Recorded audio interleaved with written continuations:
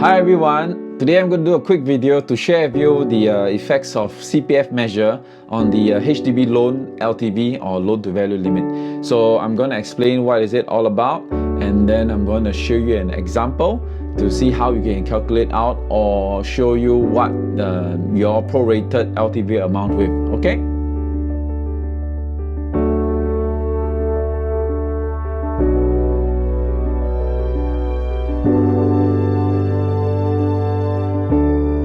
Okay, in my last video, I did something on this, but it was based on how much total CPF usage you can use if you were to buy a flat that has a young buyer and also kind of like a HDB flat with a low remaining lease. The last time I did it was up here. I've attached it somewhere.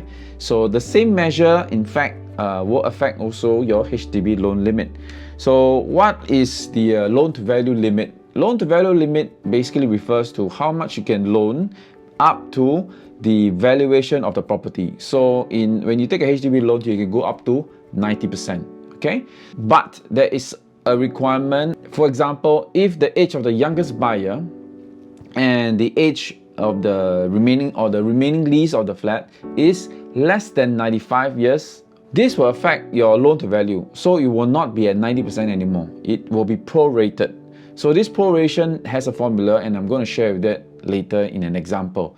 But if the age of the youngest buyer and the remaining lease of the HDB flat is more than 95, no problem. You can use up to 90% of the loan to value limit for your HDB loan. Okay, so let me show you an example. A mother who is divorced, age 55, Singapore citizen, with the son who is 25, Singapore citizen and single, intends to buy a resale HDB flat together.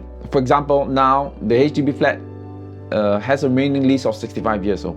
So you take the 65 years and you add that to 25 years old of the son, the youngest buyer, and that only gives you 90 years. So this is less than the 95 years requirement.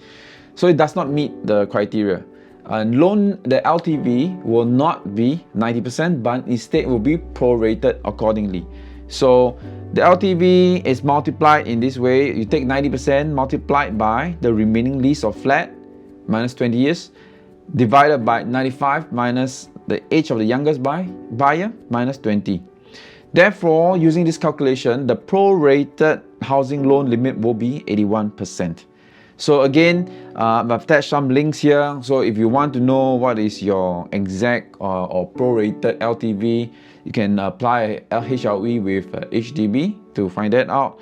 And if you want to find out more about the remaining lease of HDB flat, I've also attached a link here, and you click on it, and under HDB Map Services, under housing, you should be able to see the age of that particular block that you intend to buy. Again, let me put in an example with the calculation. So for example, this HDB is valued at 400,000.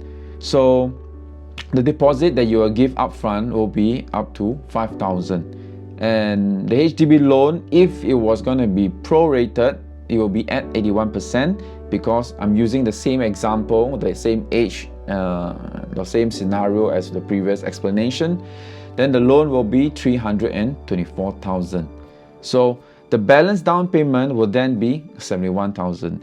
And you can pay for this balance using either your CPF or your housing CPF monies in your OA, or your housing grants, or cash if you do not have enough CPF. Okay, so I hope this helps you out. Remember, you have to look at both the CPF usage, total amount prorated, and also its impact on your HDB loan LTV limit. If the remaining lease is low and your youngest buyer is pretty young and it does not meet the 95 years requirement. So always take note of that and do your necessary checks so that you can plan for a better financial calculation. Okay? Thank you.